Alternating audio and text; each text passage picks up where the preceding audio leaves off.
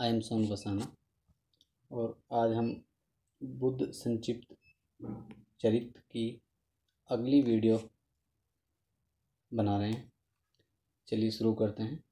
आज हम शुरू करेंगे संवेग उत्पत्ति से। संवेग उत्पत्ति मतलब जब भगवान बुद्ध के अंदर एक अलग ही मनोस्थिति चल रही थी, वो इस संसार से एक तरह से विरक्त हो गए थे, तो उस समय की बात है ये। जरा एक बार देखते हैं। एक बार राजकुमार सिद्धार्थ ने सुना कि राजमहल के बाहर एक सुंदर उद्यान है, यानी कि बागीचा है। वहाँ घने वृक्ष हैं जिन पर कोयलें कूकती हैं तथा कमलों से भरे सुंदर सरोवर हैं। राजकुमार सिद्धार्थ को वह उद्यान देखने की इच्छा हुई। उसने महाराज से वन विहार करने के लिए आज्ञा मांगी। राजा ने आज्ञा दे दी। वे चाहते थे कि राजकुमार के मन में किसी प्रकार का वैराग्य भाव उत्पन्न न हो, इसलिए अनुचरों को ऐसी व्यवस्था करने की आज्ञा दी कि जिधर से राजकुमार निकलें उस मार्ग पर कोई रोगी या पीड़ित व्यक्ति दिखाई न दे। राज कर्मचारियों ने राजमार्ग से उस सभी व्यक्तियों को शांतिपूर्वक हटा दिया जो विकलांग थे, वृद्ध थे, रोगी थे, बीमार थे। इतना ही नहीं, उन्होंने राजमहल से लेकर उद्यान तक का मार्ग अच्छी तरह सजा भी दिया। राजा की आज्ञा प्राप्त कर अपने कुछ मित्रों को साथ लेकर राजकुमार सिद्धार्थ उद्यान देखने के लिए राजमहल से बाहर निकले। वे स्वर्ण आभूषणों से अलंकृत, यानी सोने के आभूषणों से सजे धजे और 4 घोड़ों से युक्त रथ में बैठे थे, जो श्वेत पुष्पों और पताकाओं से भली भांति सुसज्जित था। है ना, सफ़ेद रंग के फूल लगे थे उस पर, और उस पर पताका यानी झंडे लगे हुए थे। जब नगरवासियों ने सुना कि राजकुमार पुरकानन देखने जा रहे हैं, तो राजकुमार के दर्शनों के लिए वे अपने अपने घरों से बाहर आ गए। उन्होंने मन ही मन उनका अभिवादन किया और उनके दीर्घ जीवन के लिए शुभकामनाएं व्यक्त की। राजपथ पर राजकुमार के दर्शनों के लिए जगह जगह प्रजाजन एकत्र हो गए थे। स्त्रियां अटारियों पर चढ़कर या झरोखों से झांककर उनका दर्शन कर रही थीं। सुंदर वेश वाले पूर्ववासियों से भरे इस राजपथ को देखकर राजकुमार सिद्धार्थ बहुत ही प्रसन्न थे। उन्हें लग रहा था जैसे उनका यह नया जन्म हुआ है। राजकुमार और पूर्ववासियों को इस प्रकार प्रसन्न देखकर देवताओं को बड़ी चिंता हुई। वे सोचने लगे कि यदि राजकुमार में वैराग्य भाव पैदा ही नहीं हुआ तो क्या होगा। इतने में सिद्धार्थ को राजपथ पर एक वृद्ध पुरुष दिखाई दिया। अन्य सभी व्यक्तियों से विलक्षण उस जर्जर शरीर वाले वृद्ध पुरुष को जैसे ही सिद्धार्थ ने देखा, वह चौंका और बड़े ध्यान से उसकी ओर देखने लगा। फिर उसने अपने सारथी से पूछा, उनके सारथी का नाम चन्ना था। सारथी से पूछा, हे सेतु, यह कौन है? यह कहाँ से आया है? सफ़ेद बालों वाला यह पुरुष हाथ में लाठी क्यों लिए हुए है? इसकी आंखें बाहों से कैसे ढक गई हैं? इसका शरीर क्यों झुका हुआ है? क्या यह कोई विकृति है या इसका यही स्वाभाविक स्थिति है? यह अनायास ही ऐसा हो गया है। राजकुमार के इस प्रश्न को सुनकर सारथी सोचने लगा, अब मैं क्या कहूँ। राजा की आज्ञा के अनुसार वह इस बारे में कुछ भी बताना नहीं चाहता था, किंतु न चाहते हुए भी उसने सभी बातें राजकुमार को बता दी। उसने राजकुमार से कहा, हे राजकुमार, रूप और शक्ति का नाश करने वाली यह जरावस्था है। यह बुढ़ापा है जिसमें स्मृति का नाश हो जाता है, इंद्रियां शिथिल हो जाती हैं। इसी वृद्धावस्था ने इस पुरुष को तोड़ दिया है। इसने भी बाल्यावस्था में दूध पिया है, सुंदर शरीर प्राप्त कर यौवन का सुख भोगा है, अब कालक्रम में यह बूढ़ा हो गया है। सारथी की बातें सुनकर राजकुमार चकित हो गया, क्योंकि उसे इस प्रकार का कोई पूर्व अनुभव नहीं था। उसने फिर बूढ़े की ओर देखा और सारथी से पूछा, क्या यह दोष मुझे भी होगा? क्यों, मैं भी बूढ़ा हो जाऊंगा? सारथी ने उत्तर दिया, हाँ आयुष्मान, समय आने पर आपको भी वृद्धावस्था अवश्य प्राप्त होगी। सारथी का उत्तर सुनकर राजकुमार उद्विग्न हो उठा, है ना, उन्हें थोड़ी परेशानी हो गई। उसने दीर्घ निश्वास लिया। उन्होंने एक बड़ा सा सांस भरा।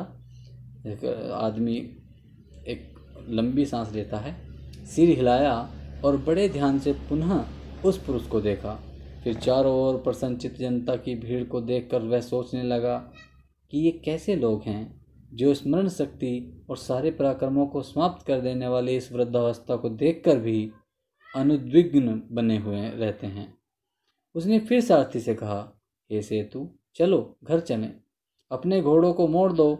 मन में जब बुढ़ापे का भाव भर गया तो इस उद्यान में मेरा मन कैसे रम सकता है। राजकुमार की आज्ञा पाकर सारथी ने रथ को राजभवन की ओर मोड़ दिया। थोड़े ही समय में वह राजभवन आ गया। राजकुमार अब भी बुढ़ापे के बारे में सोच रहा था। वह रथ से उतरकर अपने भवन में गया और तरह तरह से इसी विषय में सोचता रहा, परंतु उसे किसी प्रकार शांति का अनुभव न हुआ। वह अपने पिता के पास आया। उसने पुनः उद्यान भ्रमण की आज्ञा ली और उसी राजपथ पर पुनः उसी प्रकार बाहर आ गया। राजकुमार सिद्धार्थ का रथ जैसे ही उद्यान की ओर अग्रसर हुआ, उसे एक रोगी दिखाई पड़ा। उसका पेट बढ़ा हुआ था, कंधे झुके हुए थे, वह लंबी लंबी सांसें ले रहा था। सिद्धार्थ ने उसी समय रथ को रुकवाया और सारथी से पूछा, हे सेतु, यह दुबला पतला व्यक्ति कौन है जो दूसरों का सहारा लेकर चल रहा है और कराहता हुआ हाय माँ कह रहा है। सारथी ने उत्तर दिया, हे सौम्य, यह व्यक्ति बीमार है, रोग से पीड़ित है और असमर्थ हो गया है। राजकुमार ने दया भरी दृष्टि से उस रोगी को देखा और फिर सारथी से पूछा, क्यों सारथी, वह रोग इसी व्यक्ति को हुआ है या किसी को भी हो सकता है। सारथी ने बताया कि रोग भय तो सभी प्राणियों को लगा रहता है। कोई भी रोग से पीड़ित हो सकता है, परंतु लोग यह जानते हुए भी परवाह नहीं करते। सारथी का उत्तर सुनकर राजकुमार का मन और भी बेचैन हो उठा। इसका हृदय कांपने लगा। फिर करुण स्वर से वह बोला, अरे ये मनुष्य कैसे अज्ञानी हैं जो रोग भय से ग्रस्त होने के बाद भी निश्चित रहते हैं। उसने सारथी से कहा, हे सूत, अब तुम रथ को घर की ओर ले चलो, लौट चलो, मुझसे यह रोग भय सहा नहीं जाता। राजकुमार का आदेश पाकर सारथी ने रथ को महल की ओर मोड़ दिया। राजकुमार का हृदय पहले बुढ़ापे के भय और अब रोग के भय से दुखी था। वह शीघ्र महल में लौट आया और कमरे में जाकर विचारों में डूब गया। राजकुमार सुधोधन ने इस प्रकार जब 2 बार राजकुमार को दुखी मन से लौटा हुआ देखा तो उन्होंने इसका कारण जानना चाहा। उन्होंने सारथी को बुलाया और उससे सारा वृत्तांत सुना, यानी सारा किस्सा सुना, सारी बात सुनी। राजा को जब यह ज्ञात हुआ कि राजकुमार जरा और रोग से ग्रस्त व्यक्तियों को देखकर बहुत व्याकुल हो गए हैं और घर लौट आए हैं, तो उन्हें लगा जैसे राजकुमार ने उन्हें त्याग दिया है। उन्होंने जिस भय से राजकुमार से वृद्ध, रोगी और असुंदर लोगों को हटाने का आदेश दिया था, वही भय कैसे उपस्थित हो गया। उन्हें अपने कर्मचारियों और अधिकारियों पर बड़ा क्रोध आया। उन्होंने राजकुमार की यात्रा से पूर्व सारे राजमार्ग को सुसज्जित करने तथा रोगी, वृद्ध आदि लोगों को हटाने का आदेश दिया था, परंतु राजा ने अब इसे अपनी नियति मान लिया और उन अधिकारियों को दंडित नहीं किया। उन्होंने अपने मंत्रियों को बुलाकर इस विषय पर विस्तार से विचार विमर्श किया। राजकुमार के मन को बदलने के लिए उन्होंने और अधिक भोग विलास तथा आमोद प्रमोद की अच्छी व्यवस्था अंतःपुर में ही कर दी। राजा ने सोचा था, इंद्रियां स्वभावतः चंचल होती हैं, अतः राजकुमार भोग विलास और आमोद प्रमोद में सब कुछ भूल सकता है। हो सकता है वह इस प्रकार विषयों में आसक्त होकर यही रहे और हमें छोड़कर कहीं अन्यत्र न जाए। परंतु राजमहल के आमोद प्रमोद के विशेष आयोजन का भी राजकुमार के मन पर कोई प्रभाव नहीं हुआ। इस पर राजा ने यह सोचकर कि नगर दर्शन से राजकुमार का मन बदल सकता है, राजकुमार के लिए पुनः नगर दर्शन की व्यवस्था की। उन्होंने पूरे नगर को भली भांति सुसज्जित करवाया, सर्वत्र विविध कलाओं में निपुण सुंदरियों को नियुक्त किया और ऐसी व्यवस्था की जिससे राजकुमार का मन किसी प्रकार उद्विग्न न हो। उन्होंने राजकुमार के रथ और उसके सारथी को भी बदल दिया। सारी व्यवस्था करने के बाद महाराज सुधोधन ने पुनः राजकुमार सिद्धार्थ को नगर दर्शन के लिए प्रेरित किया और अनेक युवक युवतियों के साथ नगर दर्शन के लिए बाहर भेज दिया। नगर के सुसज्जित मार्गों और सुंदर युवक युवतियों को देखकर राजकुमार सिद्धार्थ बहुत प्रसन्न थे। प्रसन्नतापूर्वक नगर दर्शन करते हुए जब वे आगे बढ़ रहे थे, तभी उन्हें किसी मृत व्यक्ति का शव यात्रा दिखाई दी। राजकुमार ने जब इस सुंदर वातावरण में शव यात्रा देखी और उसके साथ रोते बिलखते लोगों को देखा तो वह चौंक गया। उसने रथ रुकवाया और सारथी से पूछा, हे सूत, यह क्या है जिसे 4 आदमी अपने कंधों पर उठाकर ले जा रहे हैं? उनके पीछे आने वाले लोग क्यों रो रहे हैं? जिसे लोग उठाकर ले जा रहे हैं उसे तो अच्छी तरह से सजाया है, फिर भी ये लोग रो क्यों रहे हैं? मेरी समझ में कुछ भी नहीं आ रहा है। मुझे ठीक ठीक बताइए, यह सब क्या है? यद्यपि राजा ने सारथी को समझा दिया था कि वह किसी ऐसी कोई बात राजकुमार को न बताए जिससे उसका मन बेचैन हो, परंतु सारथी राजकुमार का आग्रह नहीं टाल सकता था। उसने राजकुमार को बताया कि यह ऐसा व्यक्ति है जिसकी चेतना, बुद्धि, प्राण, इंद्रिय गुण आदि समाप्त हो चुके हैं। अब यह लकड़ी के टुकड़े के समान है। जिसे बड़े लाड प्यार से पाला पोसा गया था, उसे ही आज ये लोग रो धोकर हमेशा के लिए छोड़ने जा रहे हैं। सारथी की ये बातें सुनकर राजकुमार अत्यंत व्यग्र हो गया। उसने पहली बार मृत व्यक्ति के दर्शन किए थे।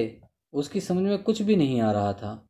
उसने पुनः सारथी से पूछा, क्या यह स्थिति सभी की होती है या इसी की है? क्या यह इसी का अंत है या सभी का यही अंत होता है? सारथी ने उत्तर दिया, हाँ राजकुमार, सभी प्राणियों की यह अंतिम गति है, क्योंकि सभी नाशवान हैं। चाहे कोई व्यक्ति उत्तम हो, मध्यम हो या अधम हो, अंत सभी का है और अंत सबका एक सा ही है। सारथी की बातें सुनकर यद्यपि राजकुमार अधीर तो नहीं हुआ, परंतु मृत्यु की प्रथम प्रतीति के कारण वह उसके विषय में सोचने लगा। थोड़ी देर विचारों में डूबे रहने के बाद उसने गंभीर स्वर में कहा, सभी प्राणियों की मृत्यु निश्चित है, फिर भी लोगों को डर नहीं लगता? मनुष्य क्यों सावधान नहीं होते? लगता है लोगों का मन बड़ा कठोर है, तभी तो मृत्यु मार्ग पर चलते हुए भी वे उसे भूले रहते हैं। हे सारथी, लौट चलो, चलो घर चलें। यह समय आमोद प्रमोद का नहीं है। मृत्यु को जानकर भी भला कोई बुद्धिमान व्यक्ति कैसे अपना आमोद प्रमोद में डूबा रह सकता है? सारथी को घर लौटने की आज्ञा देकर राजकुमार संसार की असारता के विषय में सोचता हुआ विचारों में डूब गया। यद्यपि राजकुमार ने सारथी से रथ को राजमहल ले चलने के लिए कहा था, परंतु उसे राजा की आज्ञा याद थी। अतः राजकुमार के रथ को राजमहल न ले जाकर पद्मखंड नाम के उद्यान की ओर ले गया। राजा की आज्ञा के अनुसार इस उद्यान को विशेष रूप से सुसज्जित किया गया था। धीरे धीरे राजकुमार का रथ वन प्रांतर की ओर अग्रसर होने लगा। राजकुमार ने विविध प्रकार के पुष्पों से युक्त छोटे छोटे वृक्षों को देखा, जिन पर मतवाली कोयलें कूक रही थी। पास ही सुंदर पुष्पकरिणी थी, जिसमें अनेक कमल खिले हुए थे। सारा उद्यान नंदन वन जैसा सुंदर लग रहा था, परंतु इस सुंदर वन प्रांतर में भी राजकुमार का मन नहीं लग रहा था। पद्मखंड उद्यान में राजा सुधोधन द्वारा नियुक्त नवयुवतियों ने जब सुना कि राजकुमार सिद्धार्थ उपवन में प्रवेश कर चुके हैं, तो उन्होंने द्वार के पास ही उनका स्वागत किया। उन्होंने प्रसन्नतापूर्वक राजकुमार को रथ से उतारा और प्रेम भरी आंखों से निहारा। उन्हें ऐसा लग रहा था कि जैसे स्वयं कामदेव उनके सामने आ गया हो। राजकुमार के सुंदर रूप को निहार कर वे इतनी मुग्ध हो गई कि न कुछ बोल सकी न हंस सकी, बस देखती ही रही। इस प्रकार प्रेम विहल स्त्रियों ने कुछ न करते हुए देखकर राजकुमार के मित्र तथा राजपुरोहितों के पुत्र उदाई ने सुंदरियों से कहा कि आप सभी रूप और यौवन से संपन्न हैं, सभी कलाओं में निपुण हैं, अतः अपने हाव भाव से राजकुमार को आमोद प्रमोद में तल्लीन कीजिए, उनके मन के वैराग्य भाव को दूर कीजिए। उदाई की ये बातें सुनकर सभी स्त्रियां राजकुमार को आकर्षित करने के लिए प्रयत्न करने लगी। उन्होंने राजकुमार को निकट से निहारा और अपने हाव भाव से उन्हें आकर्षित करने का प्रयास किया। सुरम्य वातावरण में सुंदर स्त्रियों के बीच राजकुमार प्रसन्न तो दिखा, परंतु वह जितेंद्रिय था, अर्थात जिसने अपनी इंद्रियों को जीत लिया हो। अतः अनासक्त भाव से सब कुछ देखता रहा। मन ही मन सोचता रहा कि क्या ये स्त्रियां यौवन की अस्थिरता नहीं जानती? क्या ये नहीं जानती कि जिस रूप के कारण ये उन्मत्त हैं, उसे बुढ़ापा शीघ्र ही समाप्त कर देगा? अवश्य ही इन स्त्रियों ने रोग नहीं देखा, तभी तो ये इस प्रकार प्रसन्न हैं।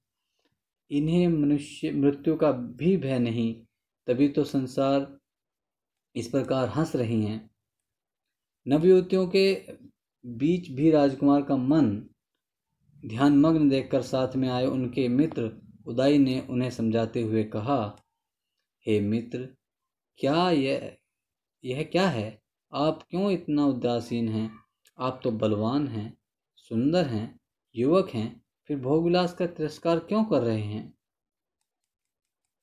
उदय की ये बातें सुनकर राजकुमार ने धीर गंभीर वाणी में उत्तर दिया, हे मित्र, आप जो कह रहे हैं वह ठीक ही है, परंतु मैं भी आपसे कुछ कहना चाहता हूँ।